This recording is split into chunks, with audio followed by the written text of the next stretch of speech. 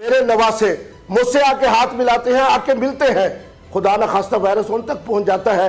کل قیامت والے دن میرے نبی رحمت مجھ سے نہیں کہیں گے کہ تمہیں پتہ نہیں کہ بلال حبشی اعلان کیا کرتا تھا کہ سلو فی رحالکم, سلو فی رحالکم, سلو فی رحالکم. صرف کس وجہ سے کہ صرف خوف ہے, صرف اس وجہ سے کہ موسلادھار بارش ہے, صرف اس وجہ سے کہ مرض ہے.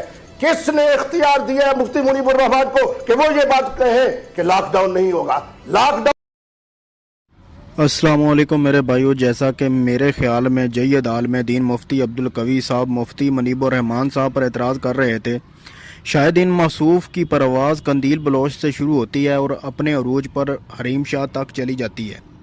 ان جیسے مسخروں کو ہمارا میڈیا کونٹر نیریٹو کے طور پر بٹھاتا ہے اور ان کی حیثیت مفتی منیب الرحمان اور مفتی تقی عثمانی صاحب کے سامنے ایسے ہی ہے جیسے ایک میٹرک کوالیفائڈ بندے کو پی ایچ ڈی کوالیفائڈ بندے سے مناظرہ کروانے کے لیے بٹھا دیا جائے. اگر میڈیا نے کونٹر نیریٹو کے طور پر لینا ہی تھا تو حکومتی کمیٹی کے سربراہ نور اللہ قادری صاحب کو لیتے.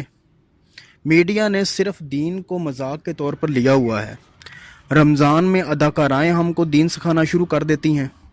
یہ ہمارا میڈیا کیا رول ادا کر رہا ہے؟ اس کا فیصلہ آپ لوگ بہتر کر سکتے ہیں.